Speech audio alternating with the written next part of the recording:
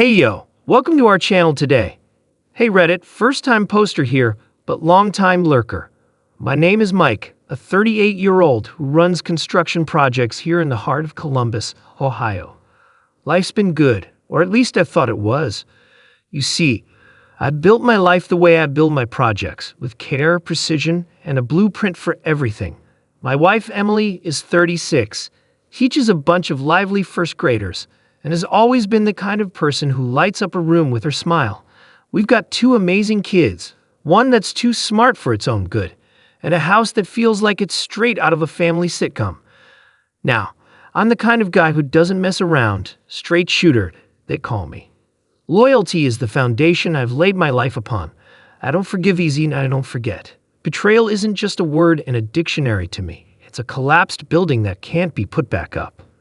But let me take you back a bit, 11 years to be exact. That was the year I proposed to Emily under the stars at the Columbus Park of Roses. She had tears in her eyes, and I knew I had the whole world in my hands. Our love, it was the kind that you didn't question, solid and supposed to last until the earth stopped turning. Now fast forward to today, or rather a few days ago. Christmas is breathing down our necks, and I'm up in the attic searching for the decorations. It's a mess up there. Dust is a blanket over boxes we haven't touched in years. That's when I find this old flip phone tucked away in a box marked Memories 2008. Funny, I don't remember us keeping old phones as keepsakes. Curiosity has always been a friend of mine, so I think, why not see if this ancient relic still works? I find the old charger, plug it in, and the little screen flickers to life. It's like waking up a piece of the past, and boy, did the past have a lot to say. I'm not prepared for what I find.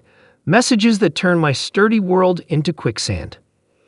Hey everyone. Unfortunately, basically everyone who is watching these videos isn't subscribed. They aren't to me or any family member. No, they're to someone named Dan with little hearts next to his name. My brain starts doing the math before I can stop it. 11 years ago, Emily never mentioned any Dan. So there I am, sitting in the dust and the cold, with every heartbeat feeling like a sledgehammer against my ribs. I've got to know more, but not like this. Not with half-told truths from a phone that should have stayed lost. I slide the phone into my pocket, head downstairs, and plaster on a smile for the kids. But inside, I'm anything but the festive dad they see. I'm a man on a mission for the truth. And that's where I am, Reddit, standing on the edge of what feels like a cliff, looking down into what might be the end of everything I've known. But I'm not the kind of guy who just jumps. I'm the kind who plans the descent. So I'm going to find out everything before I confront her. Because in my world, you don't accuse without proof, and you don't tear down a building without knowing exactly why it's got to fall. I'll keep you all posted. Hey Reddit, back again. It's Mike. I wish this update was to tell you all about how the phone was just a silly misunderstanding, but life's got a way of throwing curveballs that would make a major league pitcher jealous. I found that old charger, and wouldn't you know it, the darn thing actually worked. The phone came to life with that old familiar jingle, like it was no different than any other day. My heart was racing, the kind of adrenaline you get when you're standing on a high beam 10 stories up with no harness. That's when I saw it, a messaging app I didn't recognize, blinking with notifications that were years past their delivery date. Reading those messages was like watching a car crash in slow motion. They were from Emily to this guy Dan, filled with words that felt like punches to the gut. I miss you. Can't wait to see you. Last night was a dream. Every single one, a betrayal. Every word, another crack in the life I thought I had. The dates, they lined up perfectly with a time I remember all too well. 11 years ago, I was laid up with a bad fall from a site. The kind of injury that has you staring at the ceiling for weeks. It was Emily who played the devoted fiancée, bringing me meals and managing my meds, or so I thought. Now I'm seeing it was also Emily who was sneaking off to play house with some guy while I was whacked out on painkillers. I sat there on our bed, this phone in my hand, feeling like a live grenade. My head was spinning, disbelief, anger, and yeah, that sting of betrayal that sears your insides like a branding iron. Emily, the woman I shared my bed, my life, my kids with, sneaking around like a character from one of those trashy soap operas she hates. I wanted to storm down the stairs, confront her with her little love notes to Dan, and watch her face for any flicker of guilt. But that's not me. I'm not the confrontation on a whim kind of guy. I needed to know everything first, have all my ducks in a row, because when I bring the hammer down, I want it to be with the full force of the truth behind it. So I'm playing the long game. I locked those messages in my head and that phone back in my tool chest. Emily, she's acting normal like any other day. She's got no idea that I know. Yeah, I'm keeping it that way for now. But every smile, every peck on the cheek feels like a lie. Now I need to dig deeper, make sure I have the whole picture before I blow up our lives. If I'm pulling the house down, I'm going to be damn sure I know why it's got to fall. I'll let you all know what I find and Reddit, because right now, it's all I've got. All right, Reddit, it's Mike here again, clocking back in with an update. If you've ever thought life could be as tangled as the cords behind your TV, then welcome to the club. The past few days have been like living in a detective show, except I'm the guy piecing together his own sea of domestic heartbreak with the stealth of a cat. I started combing through the history of us. I went down to the basement where we keep all our old planners. You know, Emily, being a teacher, she's meticulous about keeping records. So I dug out the one from 11 years ago, dusted it off, and what I found was a map to the past. Days she said she was working late, business trips, and those mandatory team-building weekends. I cross-checked dates with the messages, and guess what? It was like fitting pieces into a puzzle, a really sad, pathetic puzzle. Then there was the social media archaeology dig. I jumped onto the old Facebook account I haven't used in years, scrolling way back to simpler times, or so I thought. There were pictures of Emily and this Dan guy, always side by side at work events, always tabbed together. Great job, team. Couldn't have done it without you, Dan. It was all right there in the open. I was too blind to see it. The more I found, the more meticulous I got with my documentation. Screenshots, printed emails I found saved on an old hard drive, receipts for dinners out that I thought were for client meetings. It was like I was building a case for a jury, except the only juror was me, and my verdict was already pretty much decided. All this time, I'm putting on the Oscar-worthy performance of the unsuspecting husband. I kept it normal. The goodnight kisses, the how was your day banter. It was eating me up inside, though. Every smile from her was like a twist of the knife. But I couldn't let on. I've got to keep the act up for the kids, too. They don't deserve to get dragged into this mess. Dan, this guy, turns out he left Ohio a few years back. Moved on to some tech job in California, a whole new life. I even found his LinkedIn profile. Great at building professional and personal relationships. Yeah, a real charmer. So there you have it, Red. The case of Mike versus the ghost of infidelity past. All evidence points to a guilty verdict. What's left now is the confrontation, but it's got to be more than just a showdown. It's got to be the final act of a play that's been running for too long. I need to plan it out perfectly, down to the last word. Because when I do this, when I finally confront Emily, I want to see the truth in her eyes without a shadow of doubt. I'll make sure to update you all when the curtain rises. Thanks for following, guys. It means more than you know. Hey, Red, Mike here again. This story is turning out to be longer than one of those never-ending drama series, huh?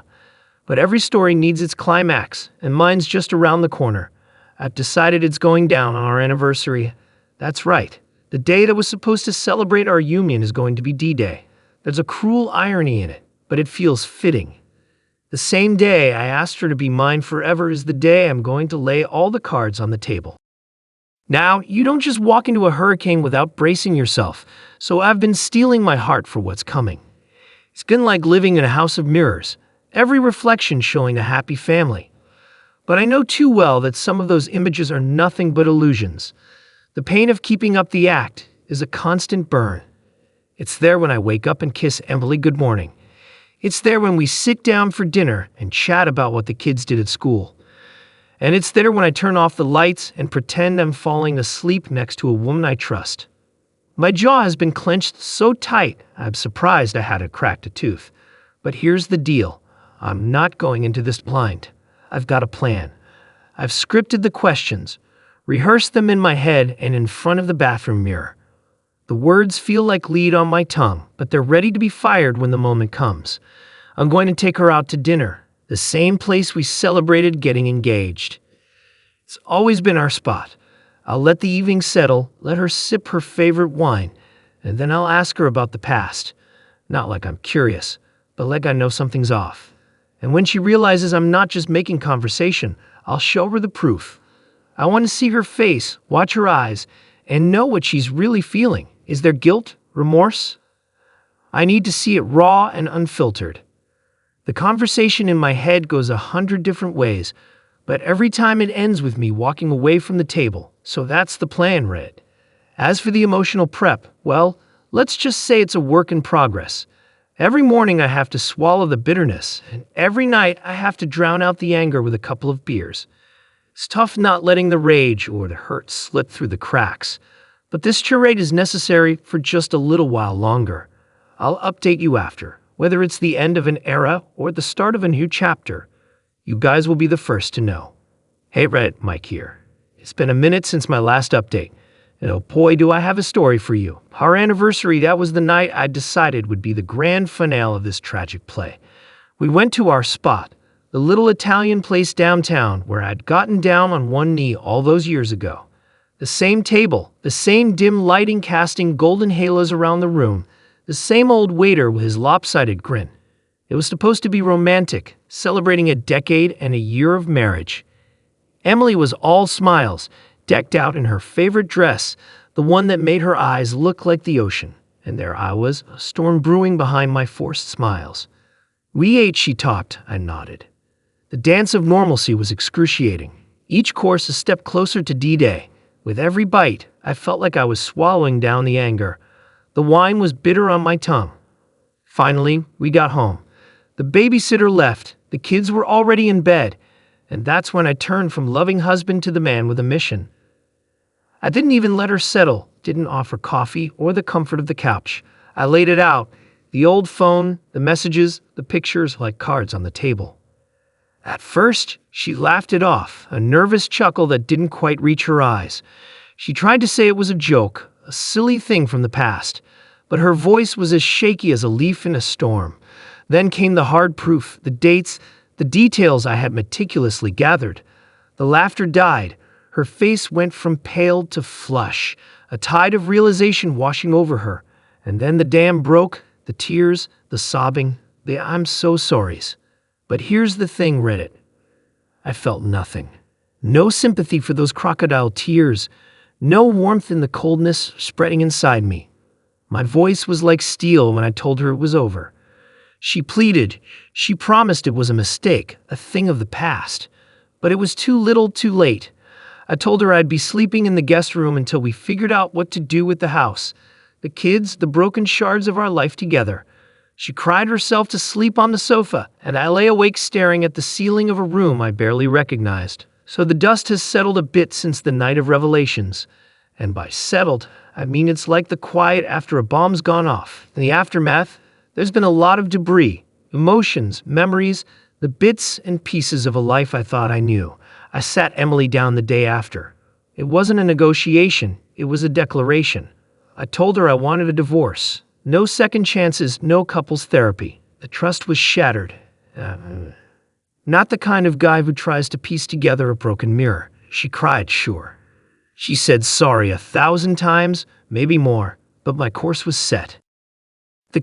Telling the kids was the hardest part. I sat them down, looked into their confused little faces, and explained that sometimes even mommies and daddies need timeouts from each other, that we both love them more than anything, and that wouldn't change no matter where we slept at night. There were tears, questions I had tough answers for, and through it all, I had to keep it together for their sake. I called a family meeting too, told my parents, my sister, a few close friends. It was a mixed bag. Some were shocked, couldn't believe sweet Emily could do such a thing. Others just hugged me, said they had my back. My dad, he's a man of few words, just squeezed my shoulder and gave me that nod, that you're doing the right thing nod. Emily's now looking for a new place. We agreed she would move out. It's better for the kids to stay in their home. Keep some semblance of normalcy. We're hashing out the details of co-parenting. It's like walking a tightrope. We're doing it for the kids. The lawyers are in the picture now, drawing up the papers, splitting up the life I spent almost 15 years stitching together. It's cold, it's impersonal, but it's necessary, like cutting away the damaged part of a building so the rest can still stand. I'm not looking back, Red. I've always been the guy who looks ahead, makes the decisions, and doesn't dwell on the what-ifs. I stand by my principles, loyalty, honesty, and if you can't give me that, you're not getting a second chance. So that's where I'm at. A single dad, soon to be divorced, standing on my own 2 feet and looking out for my kids. It's not going to be easy, but then again, I've never been one to shy away from the hard stuff. Thanks for sticking with me. I'll drop another update when the next shoe drops. What's up, Red? It's Mike back for what feels like the final chapter of a saga I never wanted to star in. It's been several weeks since I last spilled my guts to the internet. I've read every single comment, taken every piece of advice. I've got to say it's made a difference. The kids and I, we're doing okay, better than okay. Some days there's laughter in the house again, real laughter. We've had our moments, plenty of them, but we talk it out now. We deal with the emotions like a team. They're tough little cookies, my kids. I've found a kind of peace in the chaos. The divorce is almost finalized, and the future is looking different than I thought, but it's looking all right. I'm a full-time dad, and I've never been more committed to a job in my life. I'm baking cookies and only burning like half of them. I'm at every soccer game cheering the loudest, and we got this Friday night movie tradition. The kids pick, and I've seen enough animated movies to last a lifetime now. And yeah, I'm tipping my toes back into the dating pool. Not diving in headfirst or anything, but starting to think about the possibility of a new wife, a new partner in crime, someone who gets that my kids will always come first, and who shares the same core values. I'm cautious, you better believe it, but I'm also hopeful. So here's the kicker, the moral of the story, or whatever you want to call it. Trust, it's everything. Without it, you're building on quicksand. And the truth, no matter how ugly, no matter how brutal, it's worth facing. Lies. They eat away at everything like rust. They might not cause the collapse right away, but give it time, and down it all comes. I've learned a lot about myself, about what I can handle, and about what it really means to stand by your principles. I'm not the same guy I was when I started posting here. I'm a little wiser, a little tougher, and a lot more thankful for the honest people out there. Thanks for being a part of my story, Red, for the advice, the tough love, the virtual shoulder to lean on. Keep your eyes open, stand firm, and never settle for less than you deserve. This was Mike signing off. Now, thanks, everyone, for watching, and if you would subscribe to this channel, it would mean the world to me. Thanks to everyone that does, and enjoy the rest of your day or night. Thank you for watching. If you enjoyed the video, remember to subscribe, like, and share our story. Your support keeps us going. Until next time, stay tuned for more exciting content.